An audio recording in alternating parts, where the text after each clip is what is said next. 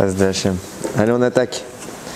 Parashat Emor, Leilu Nishmat Hana Bat Esther, pour la Refoua Shelma du Rav Eliyahu Ben Fredji, et pour le Zibug Agun Vetaor de Jenny Bat Etpoal, et Banim Zecharim le Yitzhak Ben Mordechai. Bezrat Hashem. Et Leilu Nishmat, qui est enterré au Har-Letim, Miriuma Bat Baya.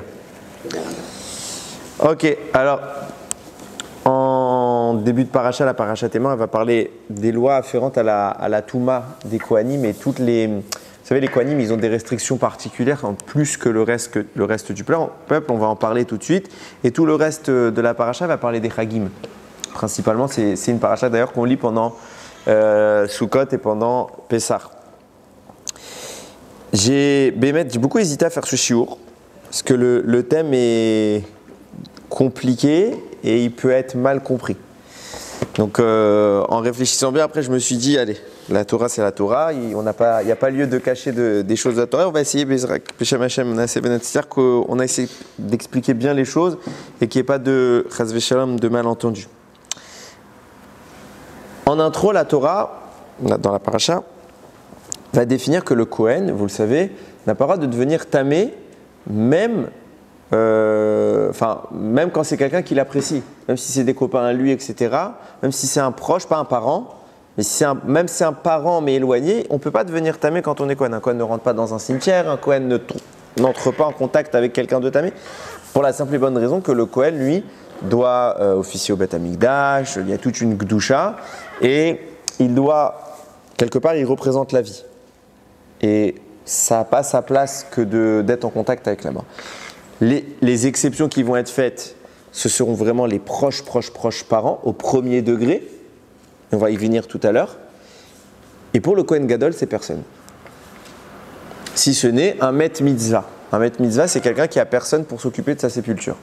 Ça, c'est à peu près la mitzvah qui contrarie toutes les autres mitzvot. Elle passe avant toutes les autres mitzvot. Si quelqu'un il marche dans la rue, il voit un corps, une dépouille d'un Ben Israël et que personne ne s'occupe de lui, alors il a l'obligation, même si c'est un nazir, même si c'est un Kohen Gadol, il a l'obligation de l'enterrer et de prendre soin de lui. Ça s'appelle Chesed Shel Emet. C'est un Chesed qui est le plus authentique qui puisse être. Pourquoi ?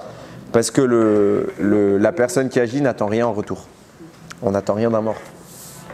Quand vous rendez service à quelqu'un, vous vous dites, je sais qu'un jour il me rendra peut-être l'appareil. Là, il ne vous rendra pas l'appareil. Et donc c'est un Chesed authentique. Maintenant, et c'est le sujet sur lequel je voulais arriver, et qui nécessitera une longue introduction, le Kohen ne peut pas se marier avec n'importe qui. C'est écrit, je vous lis les psukim, Veu isha biftule haïkar, alors il faudra prendre qui se marie avec une jeune fille qui n'a jamais connu d'homme, Almana, ou Grusha vachalala zona, là je parle du Kohen Gadol, une veuve, une femme qui a connu un divorce, une chalala, je vais expliquer tout ça, ou une zona, une prostituée, et teleloïkar. Il ne pourra pas prendre cela, il devra pas et ça pourrait profaner sa descendance. J'explique tout de suite. Qu'est-ce que c'est qu'une chalala ? Chalal, c'est le titre qui est attribué à un Kohen, ce que j'appelle un Kohen déchu. Ça veut dire quoi ? Si un papa Kohen se marie avec une des femmes qui est interdite, l'enfant n'est plus Kohen. L'enfant à naître, que ce soit une fille ou un garçon, ce ne sera plus des Kohanim. Ils ont techniquement le statut d'Israël, ils peuvent se marier avec un Israël, mais ils ne peuvent plus se marier avec un Kohen non plus. Donc ça s'appelle un Kohen déchu. Ils ne peuvent plus profiter de tous les avantages du Kohen, ils ne peuvent pas rentrer au Beth Amikdash, etc. C'est un Kohen qui a été halal, ça vient du lachon chilul, profané. Ok ? Parce que l'enfant est né d'une union qui est permise en temps normal. Ok ? Mais qui est interdite au Kohen. Donc je précise qu'il y a une différence entre le Kohen Gadol et le Kohen normal. Le Kohen normal est concerné par 3 seulement catégories avec lesquelles il ne peut pas se marier. C'est la zona, la chalala, celle que je viens d'expliquer, donc qui est née d'une relation interdite avec le père et une femme qui n'avait pas été mariée, et la grusha, la divorcée. Il ne peut pas se marier avec elle. Le Kohen Gadol, lui, il a une phase supplémentaire, il a une 4e dimension qui s'applique à lui, c'est la veuve. Il ne doit pas se marier avec une veuve. Et il va falloir définir la raison. L'objectif, c'est de savoir ici, de comprendre pourquoi ces personnes-là, ces femmes, à part la zona, les autres n'ont rien à se reprocher. La halala, elle est née comme ça. On ne lui a pas demandé son avis. La groucha, une femme qui est divorcée, c'est pas sourd de divorcer. C'est même une mitzvah de donner le guet, c'est pour dire. Ça ne veut pas dire qu'on prône le divorce, mais ça veut dire que dans certaines situations, objectivement, le divorce s'impose. Et en aucun cas, on peut établir de responsabilité sur aucun des deux partenaires qui se séparent. Un divorce est un divorce, c'est quelque chose que la Torah accepte. Il y a des religions peut-être qui ne l'acceptaient pas et que maintenant ça a changé. Nous, de toujours la Torah, on a parlé, ça fait partie de la vie, ça peut exister. Et donc voilà, ces deux catégories-là, elles n'ont rien fait. Pareillement, la veuve, encore moins. Elle perd son mari, on va lui faire une... C'est pas une meurtrière, c'est pas elle qui a tué son mari, qu'est-ce qu'elle a... On dit toujours la veuve et l'orphelin. Oui, donc on voit que la Torah, Hachem porte une attention particulière justement sur la souffrance qui sont amenés à subir. Donc, pourquoi ça les, je ne vais pas dire dégrade, mais ça leur enlève l'accès au Kohen Gadol. On comprend tout de suite qu'il y a quelque chose qui dérange. Mais affirmer d'un autre côté qu'elles ont un défaut, encore une fois, la zona, on peut dire oui. Mais nous, on a le droit de se marier avec elle. Si elle fait tchouva, bon après, quelqu'un ne veut même pas qu'elle fasse tchouva, mais admettons une fille. Je vais vous donner un exemple qui va peut-être vous choquer, mais il y a un grand homme qui s'est marié avec une zona. Vous savez qui c'est? Yehoshua Binoun. Il s'est marié avec une zona qui a fait tchouva. Donc c'est pas rien. On aurait une contradiction ouais. entre une vierge et une veuve. Une veuve, elle a plusieurs. Il n'a pas le droit de se marier avec elle. C'est pour ça que ça répond à... Le Kohen Gadol ne peut qu'avec une vierge. Ok? Le Kohen normal, on ne lui a pas demandé qu'elle soit vierge. On lui a dit juste que ce soit ni une zona, ni une halala, ni une groucha, ni une divorcée. Ok? Lui, il peut se marier avec une veuve, aucun problème. Donc on voit bien qu'il y a quelque chose qui, on va dire, empêche l'union, mais ce n'est pas quelque chose d'intrinsèque à la personne.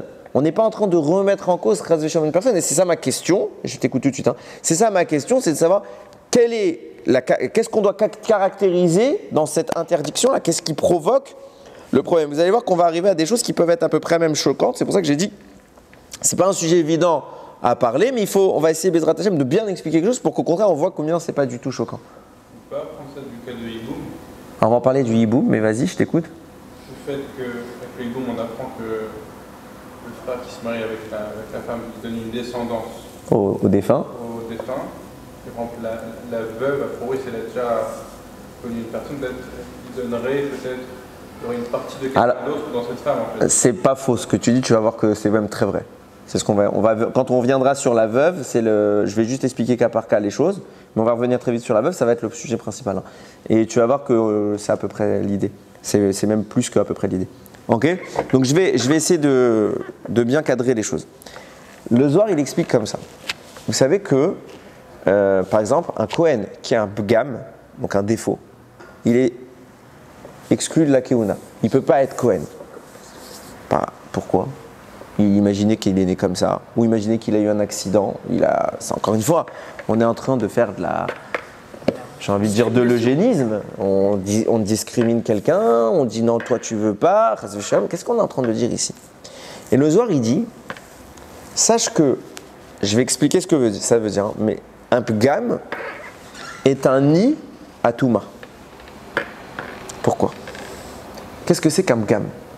Il faut bien comprendre que l'état d'un corps, c'est toujours la projection d'une âme. C'est pour ça que vous dites dans la tfila, tous les jours, 3 fois par jour, Refaenu Hachem, Vene Rafé. Guéris-nous Dieu et nous serons guéris. Après, guéris-nous Dieu et nous serons guéris. Parce que si tu guéris ma neshama, ça provoquera ma guérison. On dit et nous serons guéris, pas et ça nous guérit. Et nous serons guéris. On affirme le processus. Tout part de la neshama. Le corps, l'état de santé du corps, traduit l'état de santé de la neshama.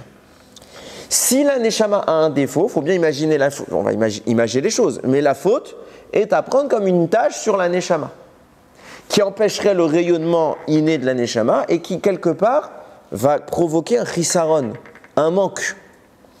Si, dans ce que j'essaye d'évoquer, si maintenant on arrête d'abreuver une partie de notre corps, elle s'atrophie.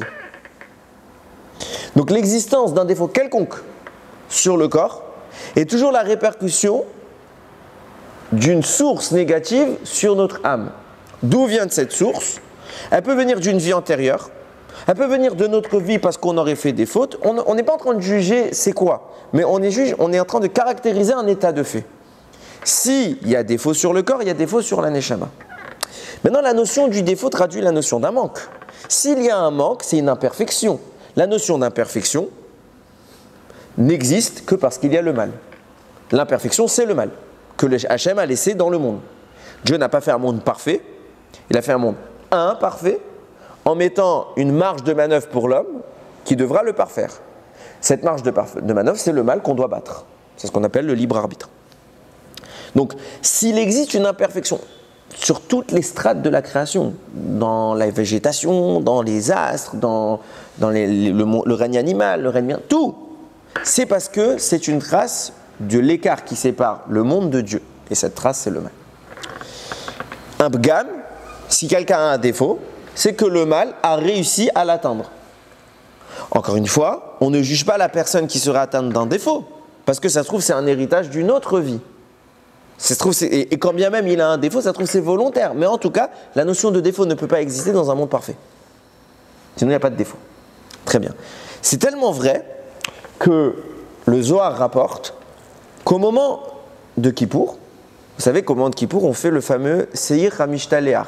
C'est quoi le Seir HaMishtaleach? C'est le bouc émissaire. On prend deux boucs identiques, on va tirer au sort, un pour Hachem, un pour Azazel. Ok? Donc celui qui est pour Hachem va être sacrifié, celui qui est pour Azazel est envoyé. Le sens simple, c'est que Azazel, c'est une montagne dans le désert. Le sens profond, c'est les forces du mal.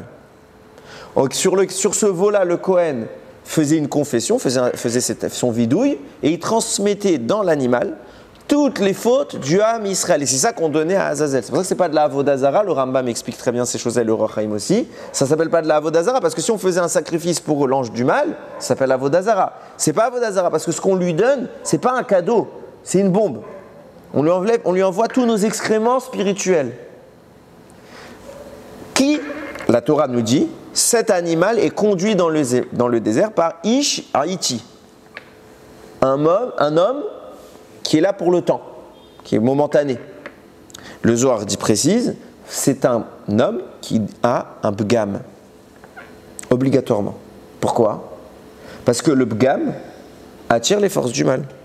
Et quand nous, on a les deux séirim, un qui est pour le bien, un qui est pour le mal, ce qu'on veut, c'est que sur le mal, il y ait toutes les kochot atouma, et on envoie quelqu'un qui peut les attirer. Donc les kochot atouma, quand elles vont voir, les forces de l'impureté, elles vont voir cet homme, elles vont le suivre. Et lui, il nous les éloigne. Et après, il revient, bien évidemment.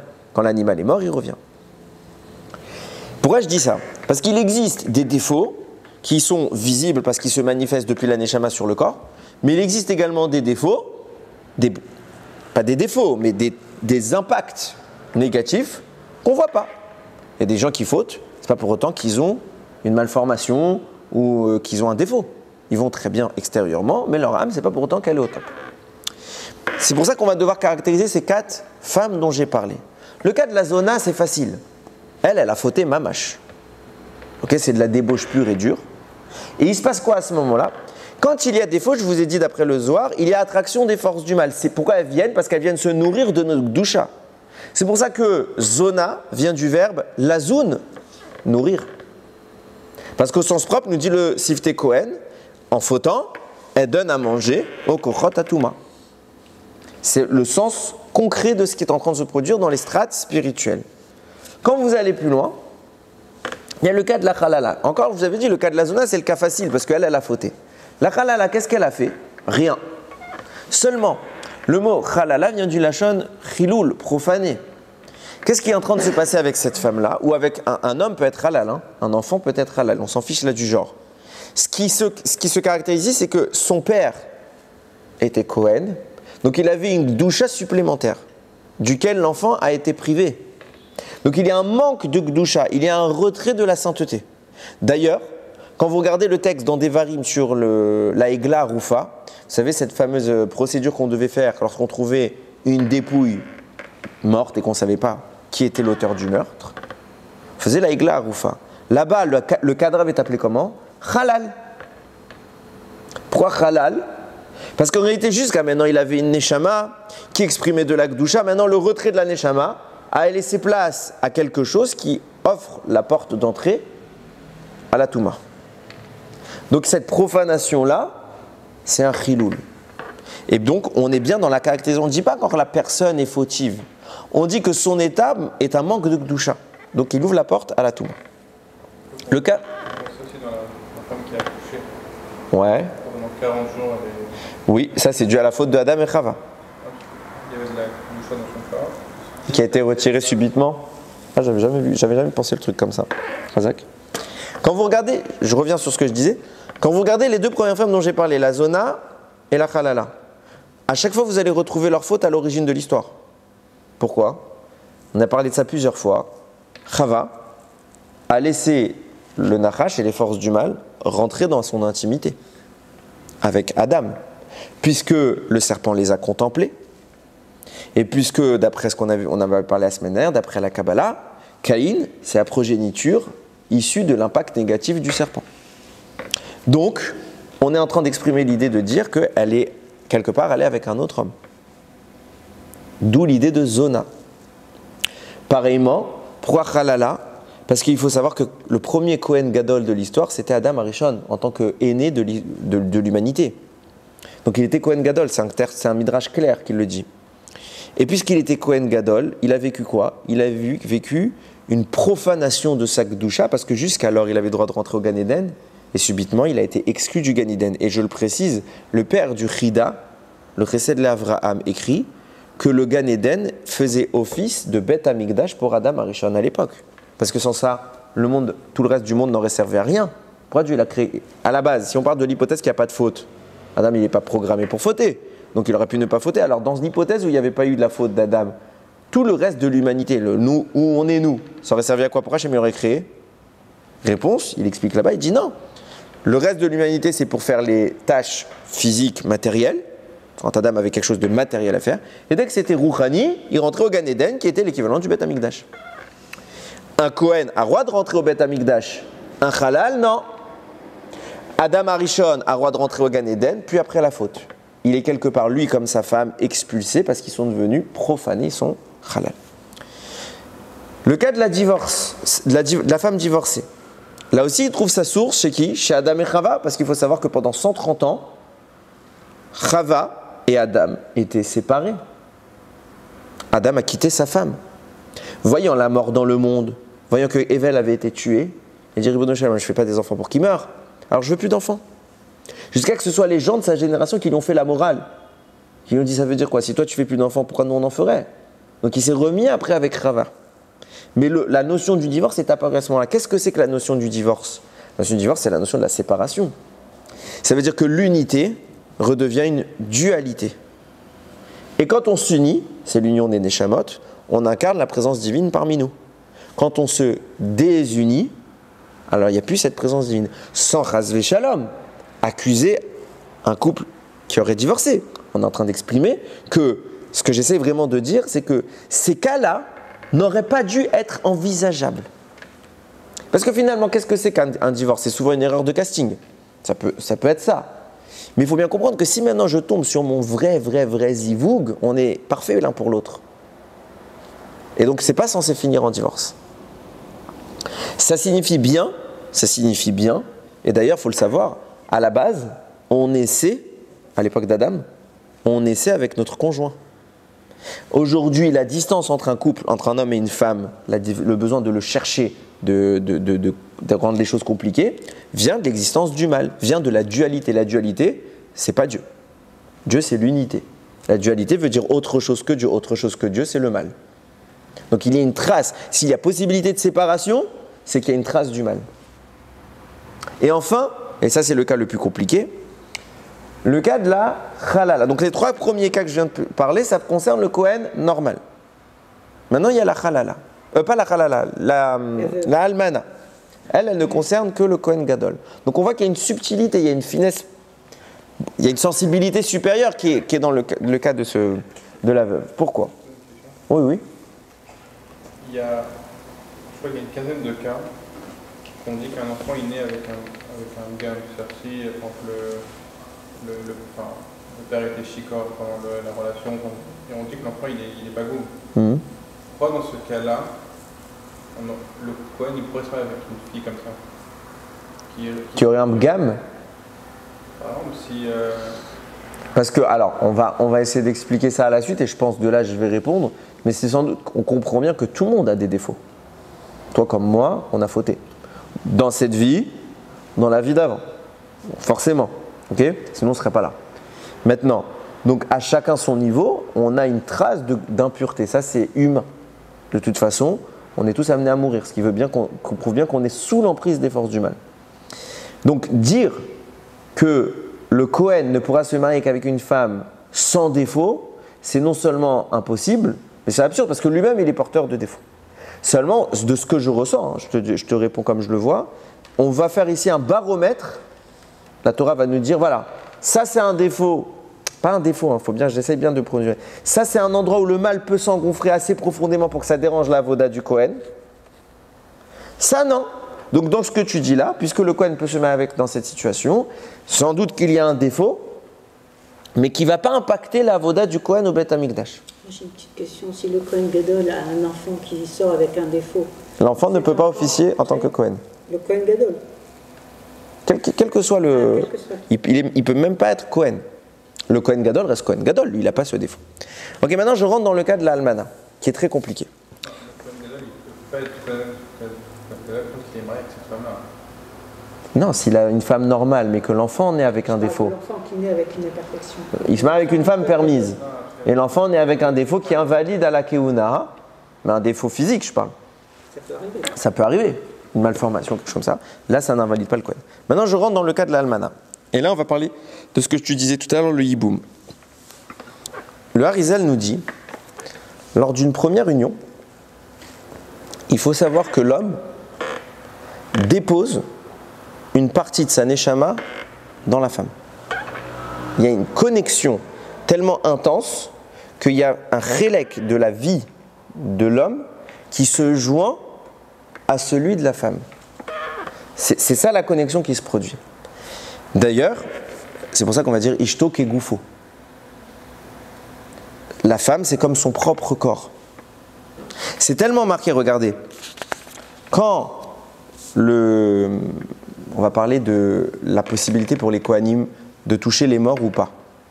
La Torah ne va pas citer la femme. Elle va citer le père, la mère, le frère, etc., les enfants, mais elle ne va pas citer la femme. Regardez ce qu'elle dit. Hashem el Moshe, Hashem il dit à Moshe, et mort el Kohanim ben Aaron, Martalem, les nefesh ou itama be'amav. Tu diras aux Kohanim, vous n'avez pas le droit de vous rendre impur pour les morts. Kiim lish ero, à Karovelav, que pour son proche parent, c'est qui? Leimo, sa mère, les Aviv, son père, Livno, son fils, sa fille, son frère, et après on va dire le cas de la sœur dans le passouk suivant. La femme n'est pas citée. Donc si je lis le texte simple, je comprends qu'un Kohen ne peut pas aller au cimetière pour l'enterrement de sa femme, Chas v'shalom. Rashi tout de suite il dit, mais il y a un mot en trop. C'est l'ish héros, son proche parent. C'est qui son proche parent? Je comprends bien que tu vas me citer la mère, le père, donc tu vas tous les citer les parents. Donc je sais que tous les gens que tu vas me citer, c'est les proches parents. Pourquoi tu me précises son proche parent? Je sais que c'est les proches parents. Il dit, l'ish héros, c'est référence à qui? À sa femme. Sa femme, il peut aller. Alors question, pourquoi tu me dis pas sa femme? Pourquoi tu dis pas Kim li ishto, li imo ou l'aviv? Tu me dis non, sa femme, je vais l'appeler chez héros.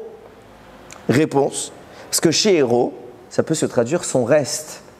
Parce que quand l'homme s'en va, la partie de la neshama qu'il a offert à sa femme, elle reste. Et c'est un reste de lui. Et c'est pour ça que la Torah met la femme, en réalité, quand vous lisez le passouk, en fait, elle est en première position avant les parents. Il a le droit de se rendre impur. Qui imlish héros sa femme, à Karovelav, qui est la plus proche de lui. Les Imo, les Aviv, ou le Bito. La première entité, c'est la femme. Pourquoi? Parce que c'est vrai que les parents, on a un lien génétique. Mais là, on a un lien rouhani. Ça veut dire que ma neshama est présente en elle. Et en réalité, quand l'homme va, le Kohen va pour enterrer sa femme, il va pour lui-même. Parce que Ishto Mamash Kegoufo, c'est la même entité. Donc il n'y a pas de problème à aller, puisque si déjà il le peut pour son père, sa mère, qui sont proches, mais qui ne sont pas lui, pour celle qui est appelée être comme lui, alors il pourra. Moi, ce que je ne comprends pas, c'est pourquoi on parle de le Cohen donne une partie de sa Neshama. Pourquoi ce ne serait pas l'inverse, que la femme donne une partie? Alors, bonne remarque. Puisqu'il se marie. Alors, c'est pas le Cohen, hein, c'est l'homme en général. Oui, l'homme en général. Tout simplement, la réponse est très simple, tout simplement parce que dans une relation, c'est l'homme qui donne, qui émet. Et elle reçoit. C'est pour ça que la femme s'appelle Nekeva, on en avait parlé, elle est le réceptacle. Ok?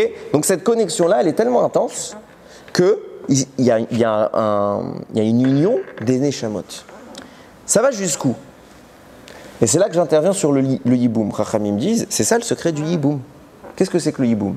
Un homme, Chas v'Shalom, meurt sans avoir laissé d'enfant. Alors la Torah propose, c'est pas une obligation, elle peut refuser la femme comme l'homme, au frère de l'homme de se marier avec la femme. Si les deux sont d'accord, exclusivement si les deux sont d'accord, alors il se marie. Qu'est-ce que ça veut dire ce mariage? Parce qu'on ne veut pas laisser le défunt sans descendance. Donc on dira, l'enfant qui va naître de ça, eh ben le premier bébé qui va naître, c'est le fils ou la fille du défunt. Comment c'est possible ça? Biologiquement c'est faux. C'est ni le fils ni la fille, c'est rien du tout. Biologiquement c'est faux. Mais sur le plan de l'âme, c'est ce qui se passe. Parce qu'en réalité, le résidu d'âme qui est présent chez la femme, c'est ce résidu-là qui va amorcer la fécondation spirituelle, j'ai envie de dire, de l'enfant. Et donc, l'enfant est au sens affiliation de la Neshama, il est exclusivement affilié au défunt et absolument pas au frère. Et les autres enfants, ça ira après. Pourquoi? Parce qu'en réalité, une fois qu'il y a eu cette union-là, le résidu d'âme présent chez la veuve s'en est allé. Il n'y a plus de résidu d'âme. Pareil pour une femme qui aurait divorcé, il n'y a plus de résidu d'âme parce que c'est le rôle du guet. D'après le Sod, le sens profond du guet, c'est justement de retirer ce reste-là. Donc il se passe quoi? J'étais en train d'expliquer cette idée-là. Quand est-ce que la première femme veuve de l'histoire est apparue? Comment? Non, bien avant. Bien avant. Bah, c'était la femme de Hével. Bah ouais. Puisque Caïn a tué Hével. C'est ce que j'ai dit tout à l'heure, c'était pas sa sœur. J'ai expliqué tout à l'heure que normalement, dans l'idéal, le couple naissait directement jumelé. Ça veut dire quoi? Ça veut dire que l'homme ne naissait pas avec sa sœur. Il naissait avec sa neshama. Parce que qu'est-ce que c'est l'autre moitié de sa neshama? Qu'est-ce que c'est qu'un mariage? C'est une réunion d'âme. C'est une même neshama qui s'est scindée en une version féminine et masculine et qui se recolle. À la base, elle n'aurait pas dû être scindée. Et moi, je ne comprends pas. Les enfants de Yaakov, ils ont tous épousé leur sœur, d'accord? Jumelles. Oui, alors. Parce qu'ils avaient réparé. J'ai fait tout un shiur une fois sur ça, il n'y a pas longtemps en plus, ici. Ouais. Donc c'est pour montrer qu'ils étaient dans le tzad de la réparation. D'accord. Ok. Donc on comprend bien que quoi? Dans tous les cas, les 4 femmes qu'on a interdit au Kohen Gadol, elles tirent leur état, et c'est ce que j'essaye d'expliquer, c'est qu'on n'est pas chas v'shalom en train de porter une accusation en disant qu'elles sont plus ou moins bien. Pas du tout. La preuve en est, on n'aurait pas le droit de se marier. Moi, je ne suis pas Kohen, j'ai tout à fait le droit de me marier avec ces femmes. Donc si elles avaient si on parlait d'un vrai défaut, chas v'shalom, personne n'aurait le droit de se marier. Ce qu'on est en train de dire, c'est que s'il n'y avait jamais eu de faute dans toute l'histoire, les 4 que je viens de parler, alors le mal n'aurait pas existé. Et si le mal n'aurait pas existé, la mort n'aurait pas existé. Donc une femme comme un homme, ne serait jamais été dans l'état où il aurait été veuf ou veuve. S'il n'y avait jamais eu la faute, alors on aurait immédiatement trouvé notre conjoint, le vrai de vrai, il n'y aurait jamais eu de divorce. S'il n'y avait jamais eu la faute, eh bien on n'aurait jamais parlé de ce qu'on a dit dans la catégorie des halal, et il n'y aurait jamais eu zona. Les 4 catégories dont je parle. Mais Dieu a quand même créé le nachash. Il a créé le nachash pour qu'on le batte. Il faut bien se rappeler de ça. Dieu a créé le mal pour qu'il soit battu. La première fois, vous savez que la première fois de toute l'histoire où le Satan est allé louer Hachem, vous savez c'est quand? Dans toute l'histoire, la première fois où il est monté dans le ciel faire une louange à Akadosh Baruch Hu, vous savez c'est quand? Quand il s'est battu contre Yaakov et qu'il a perdu. Pourquoi il n'a pas fait jusqu'avant? Tous les Mefarshim disent comme ça. Pourquoi il n'a pas loué Hachem depuis les siècles et les siècles qu'il existe? Parce que c'est seulement en perdant, et c'était la première fois où il vivait la vraie défaite totale, c'est seulement à ce moment-là qu'il a atteint l'objectif de son existence. Donc comme il a atteint l'objectif de son existence, il est monté loué à Kadosh Baruch Hu. Il dit merci à Kadosh Baruch Hu. C'est enfin j'existe, parce que je perds. Donc ce que j'explique ici, c'est qu'il faut bien caractériser ces 4 dimensions-là qui ne sont que l'expression des fautes générales du monde, sans chas v'shalom. Alors je précisais tout à l'heure, si on part du principe, et c'est là qu'on va comprendre quel est le problème, pourquoi le Kohen Gadol ne peut pas se marier avec une veuve, c'est que ce reste dont je parle lors de l'union d'un couple, la neshama de l'homme qui s'est collée à la neshama de la femme, ce reste-là, soit il s'en va avec un get, avec un divorce, soit il s'en va avec un yiboum, comme on a parlé maintenant, soit il s'en va pas. Donc une femme veuve a toujours son mari collé à elle. D'où le problème du remariage. Ça voudrait dire quoi? Je vais tout de suite tempérer. Chas v'shalom, elle doit se remarier. Je vais vous expliquer tout. Ah, si elle veut pas, ça pourrait expliquer pourquoi elle ne veut pas. La majorité Parce que, des femmes, bien sûr, je comprends. Mais elles se sont toujours mariées. elles sont toujours mariées au sens Même propre. les maisons ne sont pas vendues. Pas shoot. Et d'où ça vient? Ça vient du reste de l'âme qui est encore là. Bah, bien sûr. Et ce qui est en train de se passer, c'est quoi? Dans ce cas-là, Rachamim vont dire, si maintenant elle va avec un autre homme, donc lui aussi, il va se coller à son âme. Il va y avoir 2 neshamot qui vont s'affronter. Et dans le ciel, la neshama du défunt porte de graves accusations contre la neshama du nouveau mari. Et ça peut créer des problèmes de couple énormes. Alors quoi, vous allez me dire? Pourquoi la Torah autorise de se remarier? Il n'y a que le Kohen Gadol qui n'a pas le droit. Réponse, je vous explique tout de suite, Baruch Hashem, il n'y a aucun problème. Il y a 2 raisons qui sont apportées, principales. Première raison, parce que rien ne dit que le premier mari, c'était son vrai zivoug. Ça se peut qu'une personne se trompe entre guillemets, mais n'aille pas avec son complément authentique. Ça existe. Ça peut finir en divorce, ça peut aussi très bien finir. Mais ça se peut. Dans le cas où le mari qui n'était pas le vrai de vrai, c'est pas le complément de Neshama, s'en va, et qu'arrive le vrai complément de Neshama, celui qui était destiné de se marier avec cette femme, alors il a priorité. Et donc même si Bachamaïm, la Neshama, porte une accusation, elle n'a pas de prise parce que c'est lui le vrai mari. Donc elle peut porter toute sa vie une accusation, il est protégé parce que c'est lui le naturel. Donc ça c'est la première chose. Donc la Torah ne va pas nous interdire de remarier une femme veuve parce que rien ne nous dit que le premier c'était le bon. Deuxième cas de figure. Le cas où le deuxième mari est plus tzaddik que le premier. Dans ce cas-là, le premier mari peut dans le ciel porter toutes les accusations du monde. Tu ne peux pas accuser quelqu'un qui est mieux que toi. Donc il n'aura rien. Je termine. Troisième cas, on ne peut pas savoir qu'est-ce qui se passe. Donc peut-être en effet c'était pas le bon mari. Peut-être en effet il est plus sec. On ne sait pas. Dans tous les cas, les Mekoubalim ont institué un texte, c'est le Rachash qui l'a écrit, qui protège de toute cette situation. Il y a tout un ossar à lire en cas d'un remariage pour une femme veuve pour dire soit de toute façon tu n'étais pas en danger parce que le nouveau mari n'est plus tzaddik, soit tu n'es pas en danger parce que c'était ton vrai mari, ou soit peut-être il y a quelque chose qui peut porter, parce que dans le ciel même la neshama elle peut c'est le couple a priori. Il y aura normalement il y a le Rav qui doit, c'est pas tout le monde qui est au courant de ça. Je le lisais, c'est intéressant. C'est tout un texte que le Chida rapporte, qu'il a vécu une histoire avec le Rachash, etc. Qu'ils ont institué quelque chose pour protéger les gens et de dire il n'y a absolument, je le dis bien, surtout que ce que je dis va être sur Internet, il n'y a strictement aucun problème à une femme veuve, chas v'shalom, qu'elle se remarie, il n'y a aucun problème. Voilà, si vous voulez voir la chose comme ça. Par contre, pour le Kohen Gadol, lui, c'est un problème. Pourquoi? Parce que cet homme entre dans le Kodesh à Kodashim, dans une zone de sensibilité énorme et de proximité avec Hachem, une zone qui ne tolère aucune interférence, même une petite insinuation d'accusation dans le ciel, on n'a pas le droit pour le Kohen Gadol. Donc lui ne peut pas se marier avec les 4 femmes dont je viens de parler. Maintenant, écoutez bien. Ça, c'était pour introduire les 4 sujets. Je veux juste avancer, garde la question pour... ok? Maintenant, que j'ai introduit ces 4 sujets-là, vient un grand kabbaliste qui s'appelle le Rekanati. Il dit Bachamaïm, dans le trône d'Hachem, il y a 4 effigies. Qui nous les a dévoilées? C'est Yecheskel. Il a vu, la Torah le rapporte. Il dit Udmud Penehem. Donc voici les 4 formes qui sont en dessous du trône d'Hachem. Pene Adam, il y a l'image d'un homme, dont on sait qu'il est l'image de Yaakov. Pene Aryeh, celui du lion. Shor, le taureau. Et Necher, l'aigle. Maintenant, il y a un principe qui régit la création du monde. Ze leumadze asa Elokim.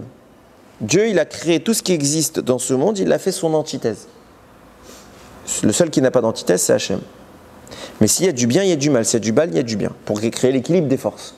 Donc, puisqu'il y a 4 énergies, 4 effigies spirituelles, il y a 4 forces du mal qui sont leurs antagonistes. C'est ce qu'on dit tous les soirs, quand on fait Arvit. On dit Veu Rachum Yichaper Avon Velo Yashrit Virba Lashi Vapo Velo Kalchamato.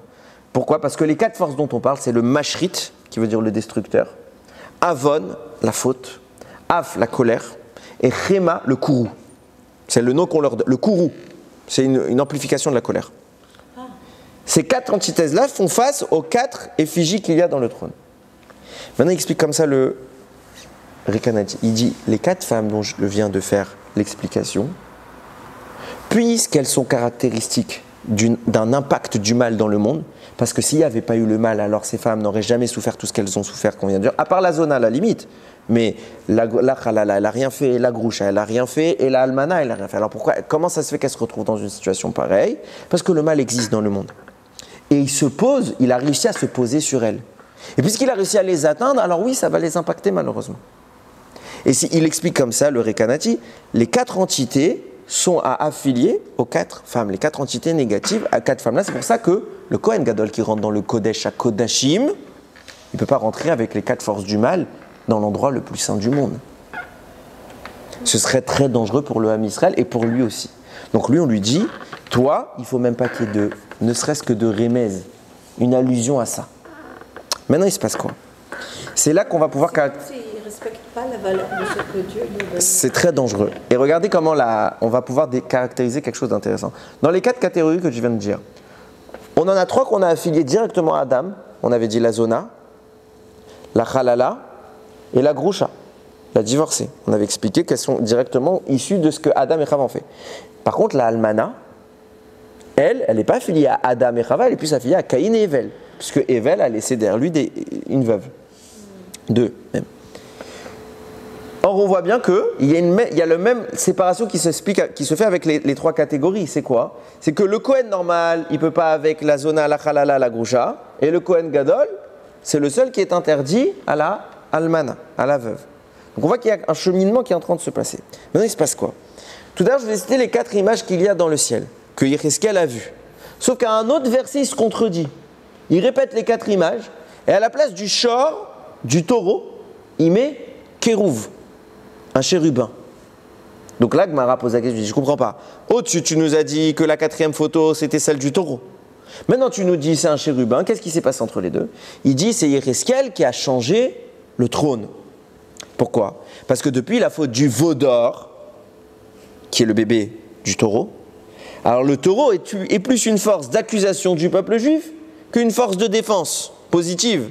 Donc, puisqu'il ne voulait pas que ça se reste comme ça, Bachamaïm, qu'il y ait le souvenir de la faute, il a prié à Kadosh Baruch Hu, il a dit, s'il te plaît, efface le taureau et mets un chérubin à la place. Et il a été exaucé. Hachem a accepté cette fille-là. Donc il y a eu ce changement qui se passe.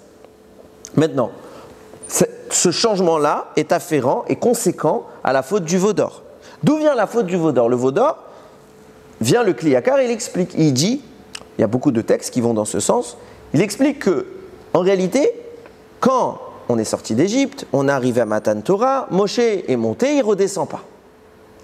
Le Erev Rav débarque et il dit, on va créer un remplaçant à Moshe, et on va demander à Dieu de lui transmettre les énergies qu'il a données à Moshe. C'est comme ça qu'ils ont fait le veau d'or. Pourquoi ils ont fait le choix du veau d'or? Ils se sont portés sur le taureau. D'où ça venait cette histoire? Parce que pour eux, toute la Yetziat Misraïm provient de Yosef. Pourquoi? On voit qu'avant de sortir d'Égypte, qu'est-ce qu'il fait en exclusivité, Moshe? Il ne veut pas sortir sans ça. Il va chercher qui? Yosef, la tombe de Yosef. Plus que ça, qui est le premier à descendre en Égypte pour mettre en place les conditions de survie du Ham Israël? Yosef. Toute la force de survie, et qui va leur annoncer la Géoula après Yaakov? Pakod Yifkod Elokim Etrem? Yosef. Mieux que ça, le Midrash rapporte, quand on arrivait devant la mer, on chante Betzet Israël. Alors là, on dit Ra Ayam Vayanos. La mer a vu, elle s'est enfuie. Elle s'est enfuie, elle a vu quoi? Elle a vu la tombe de Yosef. Lui-même, quand la femme de Potiphar a voulu faire une affaire avec lui, s'est enfui.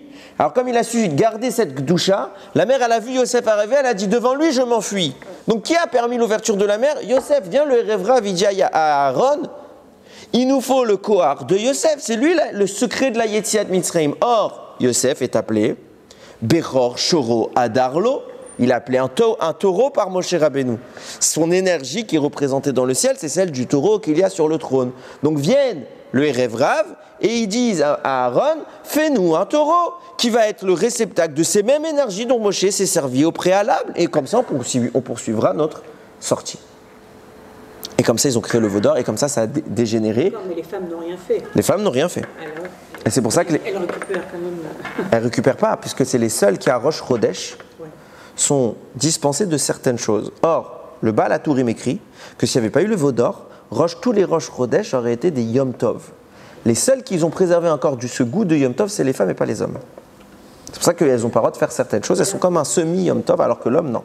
Maintenant, je reviens à ce que je disais. Puisque Yosef est l'incarnation ici du taureau, et qu'on a profané ce taureau, alors, dans le ciel, Yecheskel a dû intervenir pour retirer le taureau. Regardez au préalable, ce qu'il ramène, c'est le, comment il s'appelle ? Le Khatam Sofer. Il cite le Rav Shimshon d'Ostropoli, qui est un grand kabbaliste. Il rapporte comme ça, il dit au moment où Yaakov est mort, tous les frères, vous savez que les frères ont vendu Yosef. Et tant que papa Yaakov était en vie, bon, ils étaient protégés. Maintenant qu'Yaakov n'est plus là, ils se disent maintenant peut-être Yosef il va nous punir, il va se venger.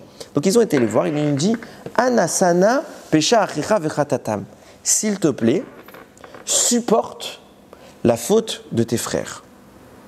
Vient nous dire le Rav Shimshon d'Ostropoli. Regardez le mot Ana, Aleph, Nun, Aleph, ces initiales de quoi ?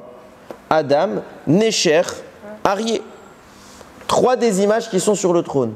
Et par contre après, Sa, Na, Sin, Aleph, et après Nun, Aleph. Cette fois c'est les initiales de toute l'équipe. Shor, Adam, Necher, Arié. Là il y a les 4. Au premier mot il n'y a que 3, et au mot suivant il y a les 4. Pourquoi ils l'ont dit quoi ?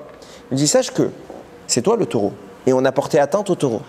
Si tu ne nous pardonnes pas, alors tu seras que Anna, le lion, l'homme et le Necher, et l'aigle dans le ciel. Mais si tu nous pardonnes, alors tu remets en place, tu permets au taureau d'être la 4e effigie. Mais si tu ne le fais pas, le trône d'Hachem n'est pas complet. S'il te plaît, pardonne-nous. Et Yosef dit bien sûr que je vous pardonne. Pourtant, malgré tout cela, Yosef va être l'outil dont le Erev Rav va se servir pour retirer le taureau du ciel. Qui va fabriquer le veau ? Aaron. Pourquoi ? Pour essayer de ralentir la faute du veau d'or, essayer de l'empêcher.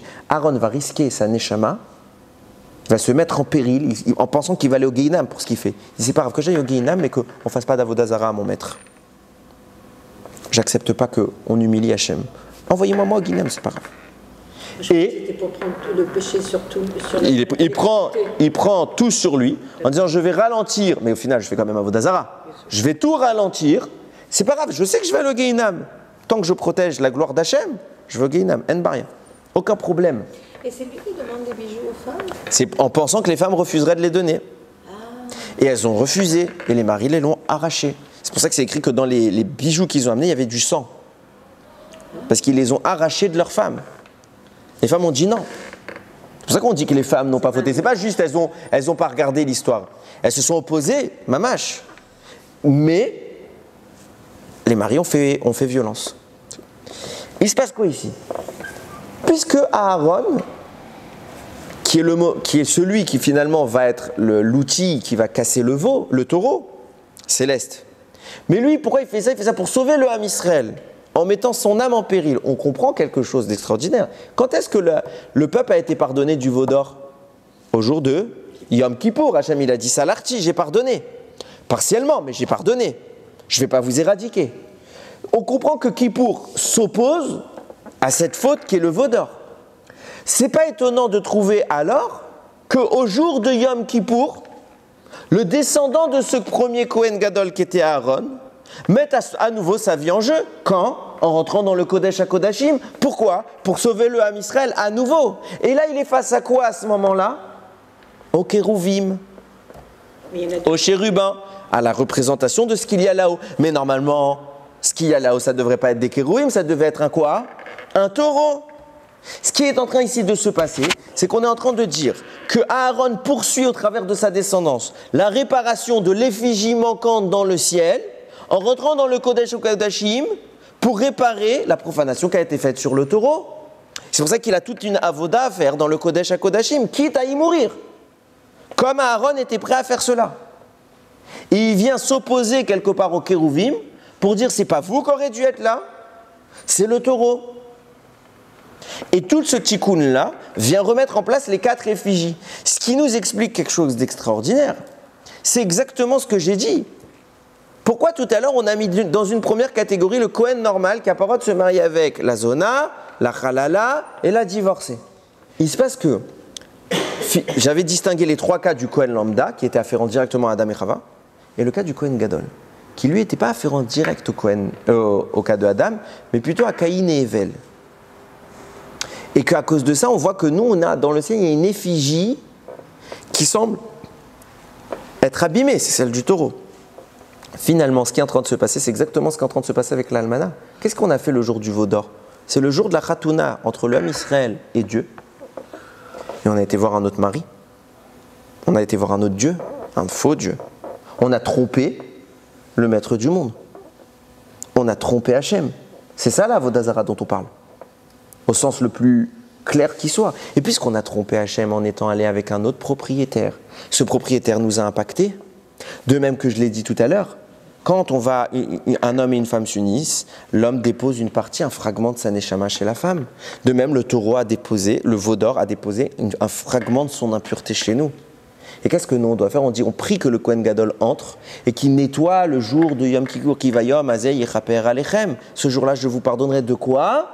Du fait d'avoir laissé une trace en vous de quelque chose d'autre que moi. Et quelle sera la conséquence du moment où on arrivera à faire ce tikkun? Où on arrivera à supprimer le veau d'or de notre entité? Il y a un autre endroit, je me suis inspiré pour comprendre ça, de ce qu'il a dit Rav Shimshon d'Ostropoli.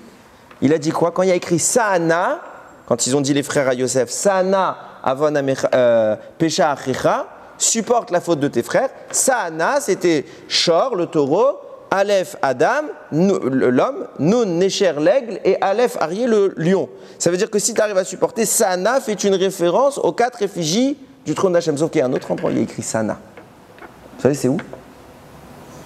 À Avram Avinu, lorsqu'Akadosh Baruch Hu, quand Avram se sépare de Lot, Hachem apparaît devant Avram, il lui va ymer Hachem, El Avram Achari paraît de Lot Mimo. Hachem est apparu, il a parlé à Avraham après que Lot se soit séparé de lui. Il lui a dit Sa'ana El Necha Ur'e. Que porte tes yeux, lève tes yeux et vois. Minamakom Asher Atasham, depuis l'endroit où tu te trouves, Tsafona, Vanegba, Vakedma, Vayama. Regarde dans les 4 coins cardinaux, parce que ça c'est la terre que je te donne. Qu'est-ce qui est en train de se passer? Au moment où on répare la disposition du trône d'Hachem, là il se passe quoi? On a une restriction de son trône. Donc il n'y a pas une pleine expression de la Gdusha dans le monde. Mais qu'est-ce qu'Hachem a promis à Abraham? Il lui a donné une frontière sur Eretz Israël. Il lui a dit c'est de là à là? Non. Il a dit nord, sud, est, ouest. À partir de là où tu es, le nord est à toi, le sud est à toi, l'est et... Pardon, j'ai pas fait dans l'ordre. L'est et l'ouest sont à toi. Tout est à toi. Ça veut dire quoi? Israël n'est pas borné par une frontière. Alors pourquoi nous on a une frontière quand on a reçu la conquête d'Israël? Parce que Bachama, on n'est pas encore connecté complètement à Kadosh Baruch Hu. On a encore une trace de l'autre mari qui est le veau d'or. Et le taureau, il n'est plus là. Jusqu'à ce que Bezrat Hashem, on arrive à faire ce tikkun et à supprimer l'aspect étranger de notre âme. Et Hashem lui a dit Sana, Sana, c'est les 4 effigies. Quand les 4 effigies reviennent, Magdusha s'exprime pleinement et Magdusha ne peut pas être bornée dans une limite. Et la terre d'Israël s'étend à toute la planète. J'ai tout le texte, j'ai toute la démonstration, c'est dans un autre shiur, qui dit que le Eretz Israël d'aujourd'hui, ce sera Yerushalayim. Yerushalayim fera la tête du Eretz Israël. Donc ça vaut le coup d'investir même pas que à Yerushalayim, parce que ça va bien prendre quand Mashiach va venir, parce que tout va être au prix de Yerushalayim. Tout Yerushalayim, ce sera ça. C'est basé sur quoi? C'est basé sur le fait qu'on dit que quand il y aura Mashiach, toutes les synagogues du monde, de Chutz La'aretz, vont se réunir au Beth Amikdash. Alors, ce n'est pas au sens physique, c'est au sens spirituel. Mais vous avez vu la taille? Donc, le Beth Amikdash qu'on a connu, il serait trop petit. Sur ça, le Maharsha, si je ne me trompe pas, c'est dans Maseret Megillah, il écrit que de là, on prouve que Yerushalayim va s'étendre. Il va être infiniment plus grand. Et Yerushalayim, ce sera juste Israël. Israël, ce sera le reste du monde. Pourquoi? Pas maintenant. Parce qu'il y a un filtre qui nous bloque.